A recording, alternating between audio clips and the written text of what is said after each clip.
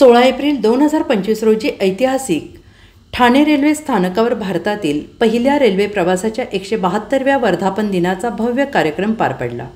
बोरीबंदर म्हणजेच आताचे छत्रपती शिवाजी महाराज टर्मिनस ते ठाणे दरम्यान 16 एप्रिल 1853 रोजी पहिली रेल्वे धावली होती। 33.8 किलोमीटर अंतर पार करण्यासाठी या रेल्वेला केवळ 57 मिनिटे लागली होती। या ऐतिहासिक घटनेच्या स्मरणार्थ दरवर्षीप्रमाणे यंदाही हा दिवस मोठ्या उत्साहात साजरा केला। या कार्यक्रमाचे आयोजन ठाणे रेल्वे प्रवासी संघटनेचे अध्यक्ष नंदकुमार देशमुख आणि पदाधिकारी सुधाकर पतंगराव यांच्या पुढाकाराने करण्यात आले। ठाणे स्थानकातील फलाट क्रमांक 1 जवळील रेल्वे इंजिनजवळ सकाळी 11 वाजता कार्यक्रमाची सुरुवात झाली। कार्यक्रमाला उपमुख्यमंत्री एकनाथ शिंदे, ठाण्याचे खासदार नरेश म्हस्के आणि कल्याणचे खासदार डॉक्टर श्रीकांत शिंदे प्रमुख पाहुणे म्हणून उपस्थित होते आणि यावेळी ठाणे स्थानकाच्या ऐतिहासिक वाटचालीचा आढावा घेण्यात आला। प्रवाशांच्या सोयीसाठी सुरू असलेल्या विकास कामांची माहिती देण्यात आली।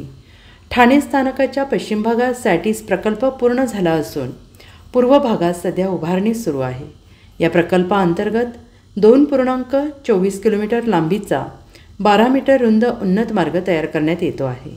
तसेच 9000 चौरस मीटरचा डेक 11 मजली इमारत उभारली जाणार असून यामध्ये वाहनतळ, रेल्वे, बस सेवा आणि व्यापारी संकुलाचा समावेश असेल।